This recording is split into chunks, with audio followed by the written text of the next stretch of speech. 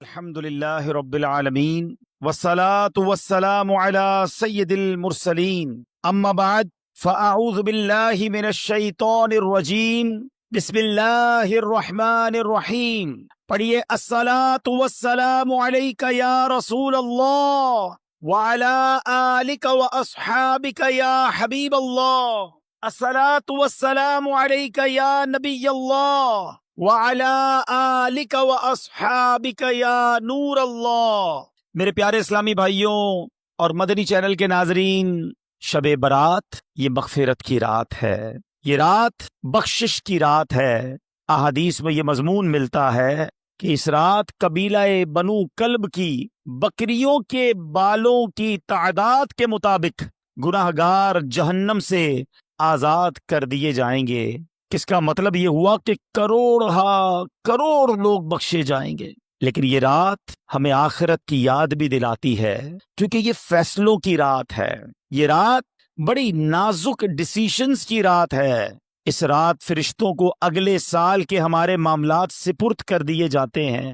اس رات یہ لکھا جاتا ہے کہ آئندہ سال کس کو موت آنی ہے، آئندہ سال میں کون پیدا ہوگا، کس کو کتنا رزق دیا جائے گا، کون اس سال حج کو جائے گا. اتنی نازک رات ہے، ہمیں نہیں پتا ہمارے بارے میں اس رات کیا فیصلہ ہو رہا ہے. ہم اپنے رب کریم سے دعا تو کرتے ہیں کہ اے اللہ ہمارے رزق میں برکت کی رات بنا دے، یہ سال ہمارے لیے مدینے حاضری کا سال بنا دے، یہ سال عافیت، خیر اور پریشانیوں سے دوری والا سال بنا دے. مگر اس رات قبرستان نبی پاک تشریف لے گئے تھے نا، تو مسلمانوں کو اس رات قبرستان بھی جانا چاہیے. مگر رات ہمیں اپنی موت کی بھی یاد دلاتی ہے. غنیت الطالبین، شیخ عبد القادر جیلانی غوث اعظم کی کتاب، اس میں کچھ اس طرح کے جملے ہیں کہ کچھ لوگ وہ ہوتے ہیں کہ جن کے کفن دھل کر تیار ہوتے ہیں مگر وہ بازاروں میں گھوم رہے ہوتے ہیں. کچھ لوگ اپنا گھر بنا رہے ہوتے ہیں مگر ان کی قبریں خود کر تیار ہو گئی ہوتی ہیں. کسی کی موت کا وقت قریب آ چکا ہوتا ہے اور وہ ہنسی مذاق میں مصروف ہوتا ہے. ہم میں سے کوئی یہ نہیں جانتا کہ کب دنیا سے جانا ہو جائے. آج قبرستان بھی جاتے ہیں، جنازوں میں بھی جاتے ہیں، مگر اپنی موت یاد نہیں آتی. حالانکہ موت ایک ایسی حقیقت ہے، ایک ایسی ریئلٹی ہے کہ دنیا کا ہر بندہ مانتا ہے کہ موت آنی ہے. مسلمان ہو یا غیر مسلم ہو، پڑھا لکھا ہو یا جاہل ہو، بڑا ہو یا چھوٹا ہو، مرد ہو یا عورت ہو، ہر کوئی جانتا بھی ہے، مانتا بھی ہے کہ موت آ کر رہے گی. عربی کا مقولہ ہے نا، الموت قدح کل نفس شاربوہا، موت ایک ایسا جام ہے جو ہر زیرو نے پینا ہے. الموت باب کل نفس داخلوہا، موت ایک ایسا دروازہ ہے جس سے ہر کسی کو گزرنا ہے. ہم سب کو مرنا ہے، کوئی موت سے بچ نہیں سکے گا. مگر آج رات یہ طے کرنا ہے کہ ہم نے موت کی تیاری کتنی کی ہے، ہم نے اپنی آخرت کی تیاری کتنی کی ہے. آئیے میں آپ کو ایک عبرتناک، دل کے تاروں کو ہلا دینے والا واقعہ سناتا ہوں. جلیل القدر تابعی ہیں حضرت سیدنا حسن بصری رحمت اللہ تعالی علیہ. اپنے گھر کے دروازے پر آپ کھڑے ہوئے تھے تو وہاں سے ایک جنازہ نکلا تو آپ بھی اٹھ کھڑے ہوئے، چل دیے. آپ نے دیکھا کہ جنازے کے ساتھ ایک چھوٹی بچی زارو کتار روتے روتے جنازے کے ساتھ جا رہی ہے اور کہہ رہی ہے بابا جان آج مجھ پر وہ وقت آیا کہ پہلے کبھی نہ آیا تھا. حضرت سیدنا حسن بصری رحمت اللہ تعالی علیہ نے جب یہ درد بھری آواز سنی تو بے قرار ہو گئے، اشک بار ہو گئے اور یتیم بچی کے سر پر ہاتھ پھیرتے ہوئے فرمایا بیٹی تم پر نہیں بلکہ تمہارے مرحوم بابا جان پر وہ وقت آیا ہے کہ آج سے پہلے کبھی نہیں آیا تھا. دوسرے دن آپ نے اسی چھوٹی بچی کو دیکھا کہ آنسو بہاتی قبرستان کی طرف جا رہی ہے. حضرت سیدنا حسن بصری رحمت اللہ تعالی علیہ بھی اس بچی کے پیچھے پیچھے قبرستان کی طرف چل دیے. قبرستان پہنچ کر وہ چھوٹی بچی اپنے والد مرحوم سے لپٹ گئی. حضرت سیدنا حسن بصری رحمت اللہ تعالی علیہ ایک جھاڑی کے پیچھے چھپ گئے کہ دیکھو وہ بچی والد کی قبر کے ساتھ کیا کرتی ہے. اب اس بچی نے اپنا رخسار، اپنا منہ جو ہے اپنے والد کی قبر پر رکھا اور وہ بچی کیا کہنے لگی ذرا غور سے سنیے گا. وہ بچی کہتی ہے کیا کہتی ہے بابا جان؟ آپ نے اندھیرے میں چراغ اور غم خوار کے بغیر قبر کی پہلی رات کیسے گزاری؟ اے بابا جان، کل تو گھر میں نے چراغ جلایا تھا، آج رات آپ کی قبر میں کس نے چراغ روشن کیا؟ اے بابا جان، کل رات اندھیرے میں گھر کے اندر میں نے آپ کے لیے بچھونا بچھایا تھا، بستر بچھایا تھا، آج رات آپ کا بچھونا کس نے بچھایا ہوگا؟ اے بابا جان، کل رات گھر کے اندر میں نے آپ کے ہاتھ پیر دبائے تھے، آج قبر میں ہاتھ پاؤں کس نے دبائے ہوں گے؟ اے بابا جان، کل میں نے آپ کو پانی پیش کیا تھا، آج قبر میں آپ کو پیاس لگی ہوگی تو کس نے پانی دیا؟ اے بابا جان، کل رات آپ سو رہے تھے تو میں نے آپ کے جسم پر چادر اڑائی تھی، آج قبر میں آپ کے جسم پر کس نے چادر اڑائی ہوگی؟ آپ کے چہرے پر پسینہ آتا تھا تو بابا جان میں اپنے رومال سے آپ کا پسینہ صاف کرتی تھی، اے بابا جان آج کس نے قبر میں پسینہ صاف کیا ہوگا؟ اے بابا جان، کل رات تک آپ جب مجھے پکارتے تھے میں لبیک کہہ کے آپ کے پاس آ جاتی تھی، اب اگر آپ نے مجھے یاد کیا ہوگا تو کس نے؟ کیا میں آپ کے پاس تو نہیں آ سکی؟ بہرحال یہ باتیں کرتی رہی، آنسو بہاتی رہی۔ حضرت سیدنا حسن بصری رحمت اللہ تعالی علیہ قریب ہی تھے، آپ کے بھی آنسو نکل آئے۔ آپ بچی کے پاس آئے اور آ کر بچی سے کہا کہ بیٹا یوں نہ کہو، بلکہ بابا جان سے یوں پوچھو کہ بابا جان دفن کرتے وقت تو ہم نے آپ کا چہرہ قبلے کی طرف کیا تھا، بابا جان کیا اب بھی آپ کا چہرہ قبلے کی طرف ہے یا بدل دیا گیا؟ اے بابا جان، آپ کو قبر میں صحیح سلامت رکھا گیا تھا، کیا اب بھی آپ کا جسم سلامت ہے یا کیڑوں نے کھا لیا ہے؟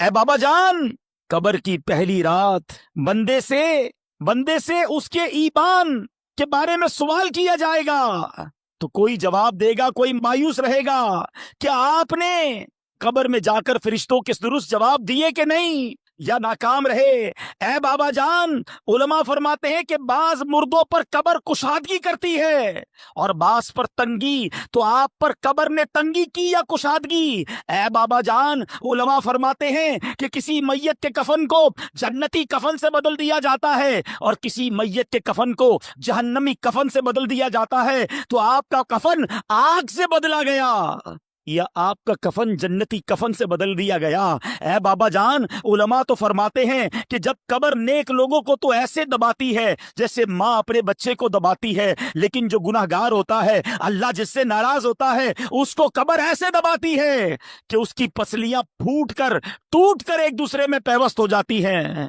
بابا جان، آپ کو قبر نے دبایا تو کیسے دبایا تھا؟ بابا جان، علماء فرماتے ہیں کہ مردے کو جب قبر میں اتارا جاتا ہے تو وہ دونوں صورتوں میں پچھتاتا ہے۔ نیک تو اس لیے پچھتاتا ہے کہ کاش کچھ اور نیکیاں کر لیتا، مگر گناہگار تو اس لیے پچھتاتا ہے کہ بڑے گناہ کیے ہیں۔ اے بابا جان، یہ تو بتائیے کہ آپ کس بات پر پچھتائے تھے، نیکیوں پر یا گناہوں پر؟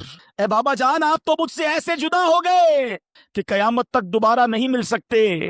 اے خدائے رحمان، قیامت کے میدان میں مجھے اپنے بابا جان کی ملاقات سے محروم نہ کرنا۔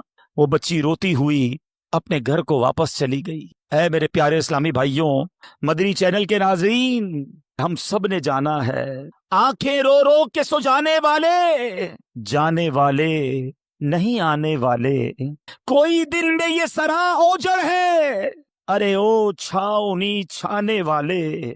اے میرے پیارے اسلامی بھائیوں، یاد رکھیے، قبرستان میں تو ہم جاتے ہیں، ہمیں قبریں ایک جیسی ہی نظر آتی ہیں، بنگلہ دیش میں ہو، پاکستان میں ہو، یورپ میں ہو، کہیں بھی جائیں، امیروں کی سوسائٹی الگ ہوتی ہے، غریبوں کے علاقے الگ ہوتے ہیں، گھر دیکھ کر پتہ چل جاتا ہے کہ گھر والے کا اندر حال کیا ہوگا، یہ امیر کا گھر ہے، یہ غریب کی جھونپڑی ہے۔ مگر قبرستان کی داستان ہی نرالی ہے، کیونکہ وہاں ساری قبریں ایک جیسی ہیں، امیر کی قبر بھی ہے، غریب کی قبر بھی ہے، نیک کی قبر بھی ہے، گناہگار کی قبر بھی ہے، اوپر سے ساری قبریں ایک جیسی ہیں، مگر ہر قبر کا حال جدا ہے۔ کوئی قبر جنت کا باغ ہے، کوئی قبر دوزخ کا گھڑا ہے۔ کیا ہم ایسی زندگی گزار رہے ہیں کہ ہماری قبر جنت کا باغ بن جائے گی؟ آج ہر دوسرے بندے کو یہ فکر ہے کہ گھر روشن ہو جائے، گھر ہوادار ہو جائے، چھوٹا گھر ہے بڑا ہو جائے۔ کبھی یہ سوچا کہ جس قبر میں میں جاؤں گا اس میں آگ تو نہیں ہوگی، اس میں بچھو تو نہیں ہوں گے، اس میں کیڑے مکوڑے تو نہیں ہوں گے؟ ارے اس دنیا میں کتنے سال رہو گے؟ 50 سال، 60 سال، 70 سال، پھر تو جانا ہے نا۔ اور ہم میں سے کئی تو ایسے ہیں جو ایوریج عمر ہے اس کی اکثر عمر گزار لی ہے، اب تو کبھی بھی دنیا سے جانا ہو سکتا ہے۔ اور یاد رکھیے گا، دنیا میں اور آپ ایک ترتیب سے آئے ہیں۔ پہلے ہمارے دادا آئے، پھر ہمارے والد آئے، پھر ہم آئے، پھر ہمارے بچے آئے، اور پھر بچوں کے بچے آئے، ایسا ہی ہے نا؟ ایک ترتیب ہے، ایک سیکوینس ہے۔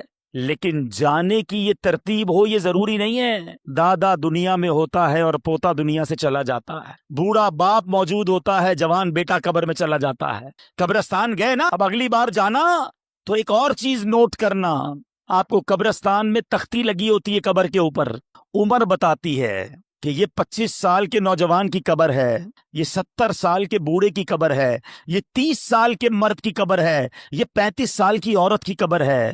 سوچو جب یہ سب چلے گئے نا تو میری باری بھی آنے والی ہے۔ زندگی ایسے گزارو کہ اگر آج بھی موت آ جائے تو قبر میں جاؤں تو قبر میں عذاب نہ ہو، مار نہ پڑے، قبر جنت کا باغ بن جائے۔ سیدی اعلیٰ حضرت امام اہل سنت ہمیں جھنجھوڑتے ہوئے کیا خوب فرماتے ہیں نہ چوکا دن ہے ڈھلنے پر تیری منزل ہوئی کھوٹی، ارے او جانے والے نیند یہ کب کی نکالی ہے، اندھیرا گھر اکیلی جان دم گھٹتا دل اکتاتا، خدا کو یاد کر پیارے وہ ساتھ آنے والی، خدا کو یاد کر پیارے وہ ساتھ آنے والی ہے۔ اندھیرا گھر ہوگا، ہم تنہا ہوں گے۔ وفا دنیا پہ مت کر اعتبار، ہائے تو اچانک اچانک موت کا ہو ساری پلاننگ ادھر ہی رہ جائے گی۔ شکار، ہائے موت آ کر ہی رہے گی، یاد رکھ جان جا کر ہی رہے گی، جان جا کر ہی رہے گی، یاد رکھ کر لے توبہ رب کی رحمت ہے بڑی، اللہ معاف کر دے مولا، اللہ معاف کر دے۔ نا سزا ہوگی کڑی، گر جہاں میں 100 برس تو جی بھی لے، قبر میں تو اکیلے جائیں گے نا، قبر میں تنہا قیامت تک رہے۔ ہائے سوچو میرے پیارے اسلامی بھائیوں، ادھر تو دوست بھی چاہیے، رشتہ دار بھی چاہیے، جاننے والا بھی چاہیے، اکیلے کہیں سفر نہیں کرتے، مگر یہ قبر کا سفر اکیلا ہوگا، کوئی ساتھی نہیں ہوگا۔ ہیں شوق سب کو ہے کہ قبر جنت کا باغ بنے، مگر کام ایسے کیے نہیں۔ آج ہم چٹاگانگ کے قریب ایک علاقے میں موجود ہیں، لیکن اگر کسی کو یہاں سے ڈھاکہ جانا ہے تو ڈھاکہ والا روڈ اپنانا ہوگا نا۔ اگر کوئی سلہٹ والے روڈ پہ چلا جائے اور کہے دعا کرو ڈھاکہ پہنچ جاؤں، تو لوگ کیا کہیں گے؟ بھائی پہلے ڈھاکہ کا روڈ تو پکڑو پھر ڈھاکہ پہنچنے کی دعا کرو۔ جانا سب کو جنت میں ہے، چاہتے سب ہیں کہ قبر جنت کا باغ بنے، مگر کام کون سے ہیں؟ کام سارے جہنم میں جانے والے ہیں، کام سارے اللہ کو ناراض کرنے والے۔ سنو میرے رضا کہتے ہیں کام زنداں کے کیے اور ہمیں شوق گلزار ہے کیا ہونا ہے۔ شوق سب کو جنت میں جانے کا ہے، مگر کام تو جہنم میں